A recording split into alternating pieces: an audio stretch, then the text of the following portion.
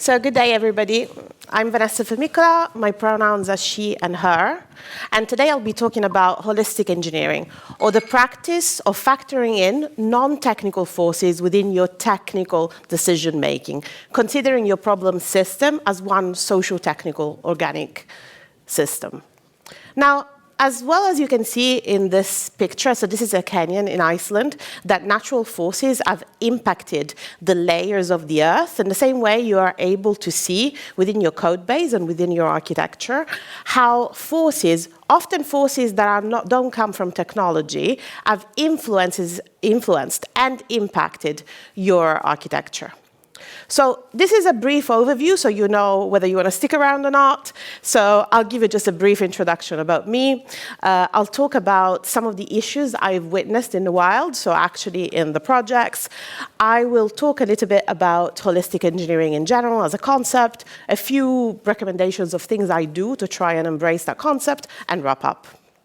So in my career, I have worn many different hats. So I've been tech lead, I've been principal engineer, I've been an engineering manager in an almost purely, managerial job. I've been a consultant, and in all these different roles, and whether it was companies which were with completely different domains and completely different tech stacks, what you find is that the patterns of behavior are very similar, and the actual domain of the company, as in whether it is insurance or some smaller startup or so on, actually don't change that much the forces that are not technical that impacts your system.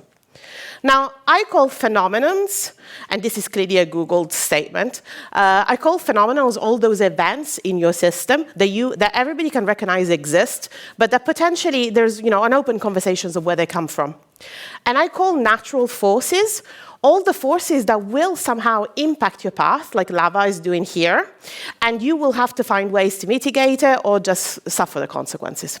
So let's talk through a couple of examples. There's just two within this talk. So for who's from not from an English-speaking country, so there's a famous idiom that says everything but the kitchen sink, which means you've stuffed together all sorts of different things, and the only thing you forgot is the kitchen sink. So in the same way, what you can see in projects is a library, which some company calls utilities, some will call common, some will call it whatever the name of the company is, where people stuff in functionality of completely different heterogeneous nature. And usually this kind of library will be shared by all the services of your company, and people from different teams will add little functionality to it over a period of time. Now, what is the issue with it? So the issue with it is that often people lose track of what's actually in that library. And the blast radius of an issue in that library is proportional to the number of services that's actually using it. So whenever you start adding small little features, you will see that multiple people will add it, and the library will become bigger and bigger. By becoming bigger and bigger, less and less people will know how to change it. There will be duplication, and you will end up having an inflexible library that is actually a dependency for your entire system. Almost nobody will refactor it because they will risk to break things for the entire company. And then usually, again, what will happen is it will become more complex because, again, less people know about it, less people have refactored it, and you will end up with more bugs. And usually when there's more complexity, there's going to be also poorer testing. So what are the natural forces that bring you there? Because I would argue that not many software engineers would say that it's a good idea to stuff a lot of heterogeneous stuff together and make it a dependency for the entire company. Like usually the forces are of this nature. So one force that I find that truly impacts is whatever is your rewarding process, whether it's your career framework, whether it's bonus system, whatever is a promotion process. And that is because most people in HR or whoever is designing your framework will define seniority as the measure often of the area of impact. Things like, you've impacted the entire company, you've impacted, a couple of teams, you've impacted one team, and that will define your seniority. Now, although that is not wrong in principle, it also fosters a number of behaviors that actually bring you to negative outcomes.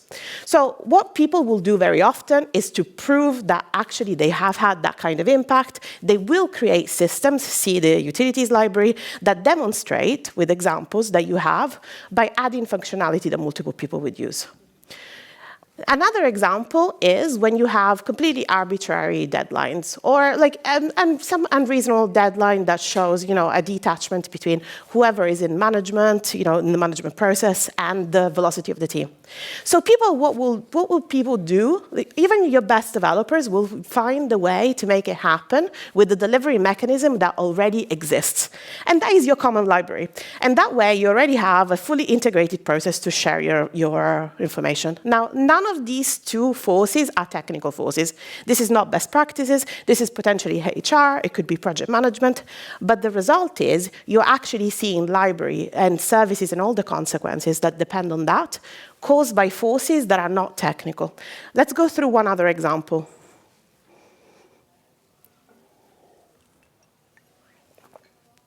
I call this one the identity crisis, like the who am I, my separation of concerns issues.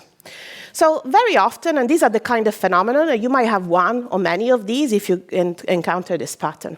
So one pattern is having a domain library that is used by most services. It will have the disadvantages of the previous one to some extent, like in terms of dependency. But this is an indication that there is a perception that you have one domain for your entire architecture.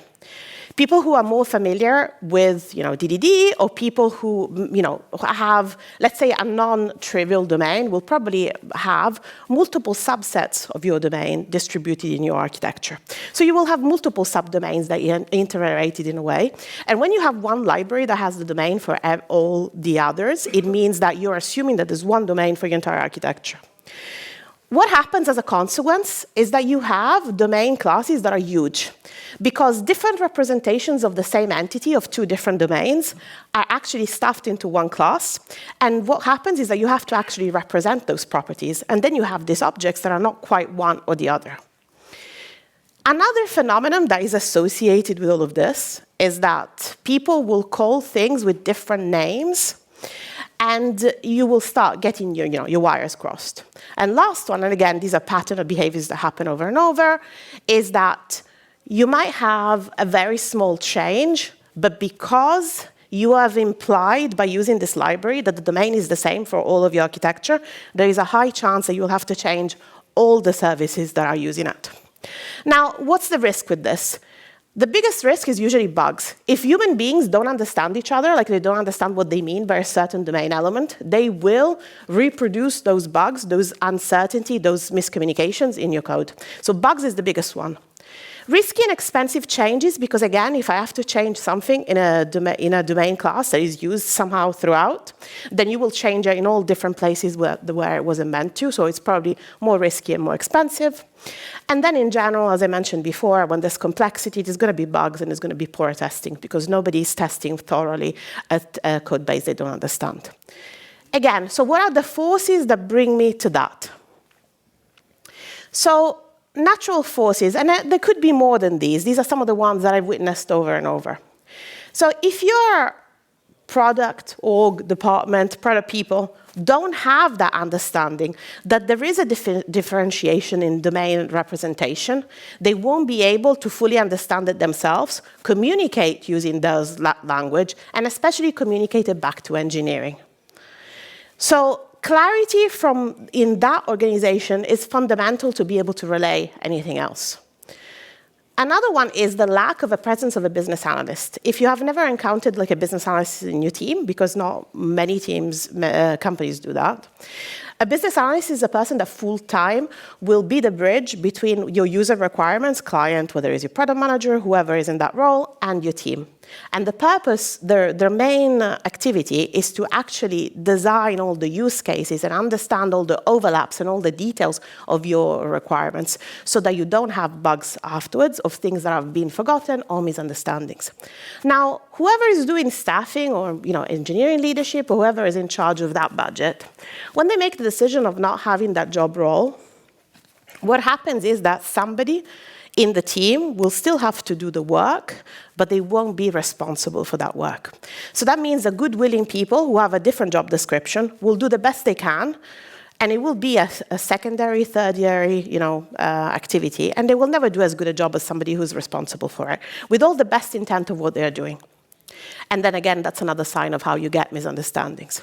And third one, and this is the king, in my opinion, misalignment. When you have structured your organization in a way that you're actually giving to your teams a wrong view of what the domain is, you are building in the problem in your architecture itself. So for example, a very common one is, somebody decides that two services, A and B, which are written in the same programming language, goes to team Tiger. And it's not because they belong to the same domain, it's just because it's the same programming language and it was easier to put developers who coded in that programming language in that team. What happens in that case is those developers with no wrong of their own, they will imagine their world as the domain, because they don't have the bigger picture for whatever all the other reasons. Now, we need to be very careful of how we design this, because we are causing design in the architecture inadvertently. So again, as you can see here, these are just examples, but they're examples of non-technical people, non-technical practitioners that are actually influencing quite directly the design of your software indirectly. So why does this happen?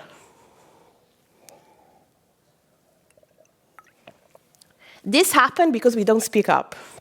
We behave like the little monkeys, I don't see, I don't hear, I don't talk, because we don't want to talk about all the limitations, all the other processes. And this doesn't mean that we as engineering, as software engineers and engineering managers don't have flaws. It means that there's many forces in a system, and we usually don't speak up about all the other constraints that are impacting us. And mostly it's because of this. So who's not familiar with Gloria Steinem? She is an activist, writer, and journalist from the United States. And this is the title of one of her books. And she says, the truth will set you free, but first it will piss you off.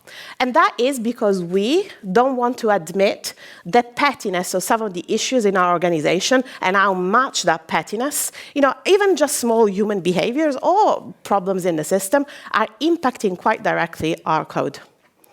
So what can we do about it?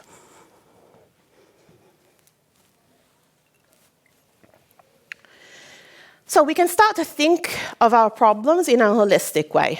Again, clearly this is a Googled definition. So when we talk about holistic, we talk about something that can't be solved as trying to solve the single parts, but we have to look at the system as a whole. And I particularly like how we express it in medical terms. So when you try and cure somebody with a holistic medicine, you're not just looking at the symptoms of the illness of the person, you're looking at their mental state, their social factors, everything that caused the dynamic of that happening. So why can't we do that for engineering? Like, why can't we look at our problem space as one organic social technical system and factoring in all the factors that are non-technical when we make our technical decisions? See an architecture diagram. So these, to me, are the dimensions of a holistic problem space. There are external forces and internal forces, and I'll go through all of them to discuss. So external forces, these are the ones that are, let's say, have a lower weight in your equation, but that when they appear, they probably have bigger consequences in the longer run. Many of us will consider world events. For example, let's say we have an e-commerce, we consider holidays. But how many of us are considering elections, for example, in the country in which we are operating, or in one of the countries in which we are operating? And how certain specific elections or changes might impact your software. Another aspect is your business trends. Like, you want to understand your product to the extent that you can understand how you're a player in the system and you can get what parts of your business are permanent, what parts are moving parts. And the same is for your tech trends. And with this doesn't mean let's follow all the tech trends. It means to have an understanding of what your choice is today will have an impact tomorrow. Something that will be decommissioned, something that might be too edgy, something that's too old, and you're still carrying on the weight of it. So let's go to the internal forces. So of course, you will have your triad, your product, your engineering, and your people. But I think one thing that is often missed is that all of that lives on top of your organization. So your three variables you can probably affect, and your organization a little bit less. And whatever you build, you're going to build on top of a system that already exists. So when you look at your organization, you have to think that it was there before you were there, And it will probably be there after you leave. It doesn't mean that you can't affect things, but you have to accept and understand what's already there to be able to make a change. So things that are often overlooked and actually have a very direct impact on your technology are the culture of your company. Like how people are treated, how people treat each other will show up in your code in ways that people will show off, for example. Another very important element is the communication patterns, which is very different than your hierarchy. Is how are people getting things done? How are people communicating? Another aspect, which I mentioned before, is your rewarding system. Know how people will be rewarded, and you will know what are the forces that are pushing people towards one behavior instead of the other. Do you know if your actual career framework is aligned with how you want people to behave? Or are people interpreting it in the right way? So understanding this is your first step. So what you want to understand next is your product. And you would say, da, Vanessa, of course. I find that not everybody will think of it with the full extent of looking at the product as our direction. Not only what's our mission today or our yearly KPIs, but also our product vision longer term. Because again, similar to the external, how it fits in the business, it will give you an idea of those pieces of your architecture and the code that you build that are static and the pieces who are dynamic, the ones that will change in time compared to the ones that will universally stay the same. I've worked in health tech twice, and there are some elements which don't change, for example. So there's a difference in how you invest with those parts compared to the things that flow. So the next one is people. And I don't mean people in, by saying how many people I have that can code in Java, or how many people do I have that are senior engineers. I mean it as the actual human beings and what's happening in their life. I mean it in the sense that you want to make sure that you analyze your key players, at least of your system, the same way as you analyze your software. Understand whether your stakeholders get along or not, your team members get along or not. Who has broken up? Who is about to divorce, who's changing house, changing city. Although all this information might not be fully available to you, you probably know more than what you formerly know. And having an understanding of what's truly going on in the life of those people will give you an understanding of how you can mitigate some risks or support people if they're key players in the system. Don't underestimate the human element in all of this. You might have a silos, you might have other problems, but if you're not aware of what those problems are, you can't mitigate for them. And next is engineering. Now, within this talk, I won't go through, all the details of talks that we could have in other contexts, how do we pick this architecture, or we pick the other architecture, or data structure. What I want you to think about is how is what we are doing aligning with my technical strategy longer term? Things like how am I deciding which non-functional requirements to consider, and especially some of the things that are overlooked sometimes. So one that I find is crucial to be able to decide what architecture you want to build is having a true deep understanding of your path to production and generally your observability process. So let's go in why. So if you don't have a deep understanding and also I think also at some level the strength of accepting where the process is not super mature, you're going to struggle to build an architecture that is proportional, appropriate to the current system that you have. Again, this doesn't mean that you can't invest in improving your current system, but it means that a mismatch between your delivery mechanism and what you want to deliver is just going to bring you grief. And this is very hard to accept, by the way. Another that I think people tend to overlook, or you do it at the end of the project or later, and then it derails your project, are security and privacy. Now, nowadays, and probably should always have been, your security and your privacy are going to break or make your product if it goes badly. It's the kind of thing that you want to design at the start, oftentimes way more important than your performance, for example.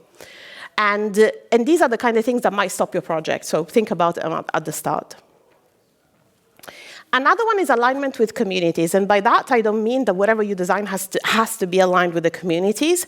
But communities are forces in your company that you have to, at some level, reckon with. So you need to understand whether what you're building is going to somehow be to the disadvantage of like the behavior in the community of the individuals or not, or figure out why there is a direction that might be different than what you're designing and adjust for that. Like, don't just underestimate like the flow of the communities in the project. And then what we have is, and this again is a very, very hard one, is having a true understanding of the skill set and maturity that you have in the team. And this is true in individuals. So I think often we baseline our problem spaces, thinking of our projects, thinking of making assumptions of like behavior of people, and we don't really look at it in the full picture of whether the people who are good for what you're doing right now will be good for what you want to do tomorrow. And then let's go to a couple more harder ones. So code and architecture quality. Now, again, this sounds like a da Vanessa, but I would like to bring attention to the fact that not very often when we design, our architectures, we actually have the deep understanding of how good or bad is the code base within the diagram of the specific service that we're looking at. How often do we know if that is legacy or not, whether that is like older legacy or not? Do we know if our domain has been spread between those services? Like, do we have an actual pulse of understanding when we're working with architecture diagrams, if that service is easy to change or not, and how it interrelates to the architecture. Another aspect that is often not discussed is the test strategy. When I can, I usually discuss the test strategy within the context of my architecture definition. Also, understanding what test you have in place at that point in time will help you understand how difficult it's going to be to change your services. This is the difference between choosing, for example, to apply one structure over another because you know that what you have is going to be so expensive that you can't afford it to do at that point in time. And then, again, Psycho Grail is, do you actually know whether your delivery mechanism, like your teams, your architecture, and your people are aligned for flow? Like, do you actually know if the domain has been spread around or whether your architecture is aligned and your teams are too? Now, often we would say that this is probably not fully the responsibility of an architect, but that's how your project will be derailed, like making choices that are against some constraints that you already have in the system. So, what do we do? And clearly, there's not one solution, right? But my recommendation is that, first of all, you identify the forces. You accept the forces that are present, good and bad, and you make all of this implicit. So everything that is implicit, you make explicit. And you do it through models. So this would be, you know that there is a certain communication patterns, you write it down and you show it to people. You try and make everything that is implicit, that is, behavior in the company, you model it, you prototype, you build diagrams, you build it, you make it in a way that it feels more concrete than just a conversation. And then you help this way people to see what you've already picked up on. What's also very important is to socialize the information. You want to change the information quota in the system, not just through your stakeholders, but through all the communities and the people, so that this becomes a reality for everybody and not just, one experience that somebody, a stakeholder, saw once. Now that you have all these factors, what you can do is actually put all of this together, and when you design factoring in all these constraints that will probably, to some extent, limit what you can do. Now, what I usually do to help with that, I do two designs. So I design my architecture of how I would like it to be if I could, align it with the technical strategy, align it with everything else, and that potentially is an aspirational point. And then I design an architecture that it is, for now, based on actual constraints of the reality of the problem that we have. And this is not to have, a wish list. This is more to say, if we start from this and we work on, and the evolution, we might get to our end result. This brings up all the conversations about why can't we afford to build the rocket, like I showed before? Why do we have to have a bicycle? And it will help you also have the conversations about where to invest to be able to, let's say, build the rocket at the first cut. Now, these are the key takeaways, in my opinion, that I would like you to walk away with. So whatever you do, there will be forces that make decisions for your architecture and for your code that you don't control. So you might want to accept them and find ways to mitigate them. The way around it, it's always to make the implicit explicit. We know so much more than what we officially use for our technical decisions. And generally, looking at your problem as one organic system is going to lead you to that through holistic engineering. Again, these are the dimensions, the internal and the external ones. And again, to me, the most important part is accept that you live on top of an existing system, and that will influence it. And that's it. Thanks.